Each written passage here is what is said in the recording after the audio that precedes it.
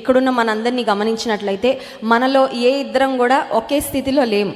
మన వయసులు వేరు, మన పరిస్థితులు వేరు, మన ఆరోగ్య స్థితి వేరు, మన ఆర్థిక స్థితి వేరు. అంత మాత్రమే కాదు, ఆత్మీయంగా కూడా మనందరం డిఫరెంట్ లెవెల్స్లో ఉన్నాం. కొంతమంది ఆత్మీయంగా చాలా ఉన్నతమైన స్థితిలో ఉన్నవారు, కొంతమంది అప్పుడే దేవునిలో పుట్టి అంటే రక్షణ పొంది ఆత్మీయంగా ఒక పసిబిడ్డల్లాగా ఉన్నవారు. చూడ్డానికి అందరం అడల్ట్సే, అందరం మంచిగా రెడీ అయ్యి మనమే నడుచుకుంటూ వచ్చాం. ఎవరు మన తల్లులో తండ్రులు ఎత్తుకొని రాలేదు. కానీ భౌతిక పరంగా మనందరం ఎదుగున్నాం. కానీ ఆత్మలో మనందరం ఆయా స్థాయిలలో ఉన్నాం. కొంతమంది ఆత్మలో పసిబిడ్డల్లాగా, అంటే ఇప్పుడే దేవుని తెలుసుకొని ఇప్పుడే దేవునిలో ఎదుగుతున్న వారు ఉన్నారు. మరి కొంతమంది దేవునిలో పిల్లల్లాగా ఎదిగిన వారు ఉన్నారు. మరి కొంతమంది దేవునిలో బహుశా ఒక జాయింట్ లాగా, ఒక మంచి ఉన్నతమైన బలమైన వ్యక్తులుగా ఆత్మలో ఎదిగిన వారు కూడా ఉండుండొచ్చు. యేసుక్రీస్తు ప్రభువారు ఈ ఉపమానాన్ని ఎందుకు చెప్పారు, ఎవరిని ఉద్దేశించి చెప్పారంటే, ఆత్మలో బలవంతులుగా ఉన్నాము అనుకుంటూనే బలంగా లేని వారిని గురించి ఈ ఉపమానము చెప్పారు. చూడండి, లూకాసు వార్త 18వ అధ్యాయం 9వ వచనం. తామే నీతిమంతులమని తమ్ము నమ్ముకొని. తామే నీతిమంతులమని. కొంతమంది అనుకుంటారంట మేమే నీతిమంతులము. మన గురించి మనకొక పాయింట్ ఆఫ్ వ్యూ ఉంటుంది కదండి. మన గురించి మనకొక అభిప్రాయం ఉంటుంది. మన గురించి మన అభిప్రాయం ఎప్పుడు కూడా ఉన్నదానికంటే కొంచెం ఎక్కువే ఉంటుంది, అవును కదా. మన గురించి మన అభిప్రాయం ఎప్పుడు కూడా కొంచెం పక్షపాత ధోరణితోనే ఉంటుంది. మన గురించి మన అభిప్రాయం ఎప్పుడు కూడా కొంచెం ఉన్నదానికంటే అధికంగానే హెచ్చుగానే ఉంటుంది. కానీ మన గూర్చి మనకుండే అభిప్రాయాన్ని ఒకసారి ప్రక్కన పెడితే, దేవుని గూర్చి మనకుండే, దేవుడు మనల్ని గూర్చి కలిగి ఉండే అభిప్రాయము అది కరెక్ట్ అన్నమాట. ఎందుకంటే దేవుడు పక్షపాతి కాడు. దేవుడు ఫేస్ వాల్యూ వచ్చి ముఖాన్ని చూసి వాళ్ళలో ఉన్న లోటుపాట్లు కూడా దాచేసి వీళ్ళు చాలా మంచోళ్ళండి, సూపర్ అండి అని అలా చెప్పరండి. దేవుడు పక్షపాతం చూపించేవాడు కాదు.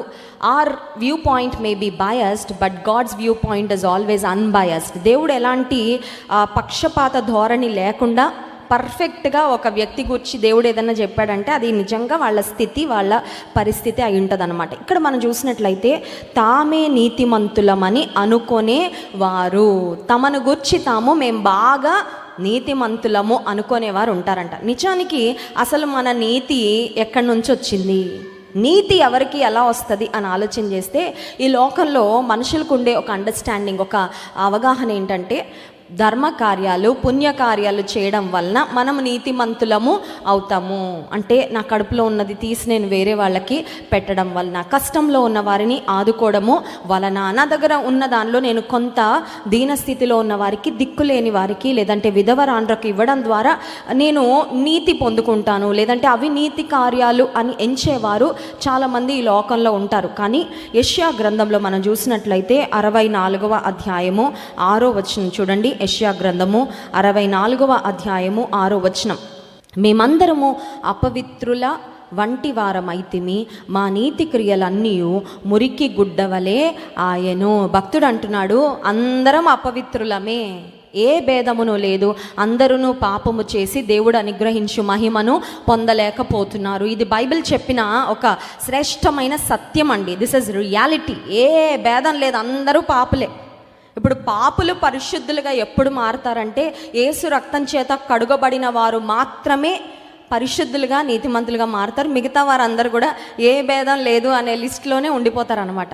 ఇప్పుడు దేవుని వాక్యం సెలవిస్తుంది, మేమందరము అపవిత్రుల వంటి వారమైతిమి, మా నీతి క్రియలన్నీ మురికి గుడ్డలు. అంటే మనం చేసే పుణ్యకార్యాలు, మనం చేసే ధర్మకార్యాలు, మనం చేసే మంచి పనులు, మనం ఏదైనా మంచి పనులు చేసి వాటి గురించి ఎవరికైనా చెప్పుకొని ఫీల్ గుడ్ అంటారు కదా. మనం ఏదైనా మంచి చేస్తే ఒక మంచి ఫీలింగ్ వస్తుంది, అవునా కదా. ఎవరికైనా సహాయం చేస్తే ఇట్ గివ్స్ జాయ్. ఖచ్చితంగా హృదయంలో ఆనందం కలుగుతుంది. ఇవాళ ఒకరికి సహాయం చేశాను, ఇవాళ ఒకరికి మేలు చేశాను. మనం చేసిన మంచి కార్యాల గురించి మనం చెప్పుకోవడానికి ఇష్టపడతామా? ఇష్టపడతాం. ఎవరెవరికి చెప్పుకోవడానికి ఇష్టపడతాం? అడిగిన వారికి, అడగని, కరెక్ట్గా చెప్పారు, అడిగిన వారికి, అడగని వారికి చెప్పుకోవడానికి ఇష్టపడతాం. ఎందుకంటే మంచిగా ఉన్నాము అనేది మనకు ఆనందాన్ని ఇచ్చే అనుభవము. మంచి కార్యాలు చేస్తున్నామని ఇతరులకు చెప్పినప్పుడు అది ఎదుటి వారికి మన ఎడల ఏం కలగజేస్తూ ఉంటుందండి? ఒక మంచి అభిప్రాయం కదా. ప్రపంచంలో ఒక విలువ కలిగిన వ్యక్తులుగా ఉండాలంటే నేను మంచోడినండి, నేను మంచిదాన్ని, నేను చాలా మంచి పనులు చేశాను అని ఇతరులకు చెప్పుకోవడానికి ఇష్టపడతాం మనం. అది మానవ నైజము, మానవ స్వభావం. అయితే దేవుని వాక్యం సెలవిస్తుంది, మా నీతి క్రియలన్నీ ఎలా ఉన్నాయంట, మురికి. ఎవరికైనా మురికి గుడ్డలు అంటే ఇష్టమా? కిచెన్లో ఉంటాయి కదా, స్టవ్ పక్కన ఏదైనా ముందా మురికి గుడ్డకే పని కదా, ఏది ఉన్నా మురికి గుడ్డకే రాస్తూ ఉంటాం. చూడండి, ఒక్కసారి కిచెన్లో మురికి గుడ్డ అయిందంటే ఒక గుడ్డ, అది ఎప్పటికైనా తిరిగి ఫస్ట్ ఆ బట్ట కొన్నప్పుడు స్థితి మళ్ళీ వస్తుందండి. వార్నిష్ ఏమేమో ఉన్నాయి కదా ఈ రోజుల్లో, చాలా యాడ్స్ వచ్చేస్తూ ఉన్నాయి. మీ బట్టలకి మురికి ఉంటే స్టెయిన్ పోవాలంటే మీరు ఈ డిటర్జెంట్, ఈ కెమికల్ ఇది వాడండి, అది ఎన్నన్నా వాడండి. మీరు కిచెన్లో మురికి గుడ్డ చేసేసారు ఒక గుడ్డని, దాన్ని ఎన్ని కెమికల్స్, ఎన్ని డిటర్జెంట్స్ వేసి మీరు ఉతికినా, కడిగినా, పిండినా, బండకేసి కొట్టినా అది మళ్ళీ దాని రూపం వస్తుందండి? రాదు. ఎందుకంటే దానికి అంటుకున్న స్టెయిన్స్ కొన్నిసార్లు అంత కఠినమైన నూనె, మరకలు, మసాలా మరకలు, ఇంకా చెప్పక్కర్లే, కిచెన్లో ఉండే అన్ని రకాల మరకలు దానికి అంటుకున్న తర్వాత it will never come back to its original form. దేవుడు మనందరినీ కూడా నిజంగా ఆయన రూపంలో, ఆయన పోలికలో చాలా స్వచ్ఛంగా సృష్టించాడు. కానీ మనమే మొదటి జంట పాపానికి చోటిచ్చి, అపవిత్రతకు చోటిచ్చి పాపాన్ని అంటించుకుంది మానవ జాతి. ఇంకా అక్కడి నుంచి పుట్టిన బిడ్డకు కూడా కొంచెం అలా పెరుగుతూ ఉండగానే ఏది చేయొద్దంటే అదే చేయాలనిపిస్తూ ఉంటుంది అన్నమాట. ఇది వద్దు అంటే అదే చేయాలని వాళ్ళకి ఎవరు నేర్పించరు. ప్రత్యేకంగా పిల్లలకి అబద్ధాలు చెప్పండి అని ఎవరైనా నేర్పిస్తామండి? చెప్పాల్సిన అవసరం లేదు, ఎందుకంటే న్యాచురల్గా అది వచ్చేసింది మనిషికి. కానీ అబద్ధాలు చెప్పొద్దని మాత్రం నేర్పించాలి. ఎన్నిసార్లు? బోల్డ్ సార్లు. అయినా చెప్తానే ఉంటారు, అవునా కదా. ఇప్పుడు తల్లికి డిటెక్టివ్ జాబ్ అనమాట. తల్లి జాబ్ ఏంటి? కొన్నిసార్లు నాకు అలాగే అనిపిస్తూ ఉంటుంది, డిటెక్టివ్. ఎందుకంటే మా వాళ్ళు ఏదైనా అబద్ధం చెప్పగానే వెంటనే 2 నిమిషాల్లో అది అబద్ధం అని నేను ప్రూవ్ చేసేస్తాను అనమాట. వాళ్ళు ఎంత స్మార్ట్గా ఆలోచించుకున్నా నేను ఒక్క 2 నిమిషాల్లో I can prove it to them.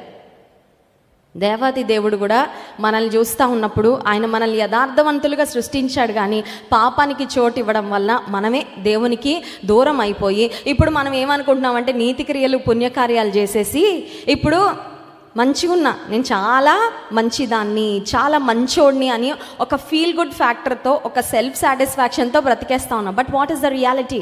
వాస్తవం ఏంటి అని ఆలోచన చేస్తే మన నీతి క్రియలన్నీ దేవుని దృష్టిలో మురికి గుడ్డలే.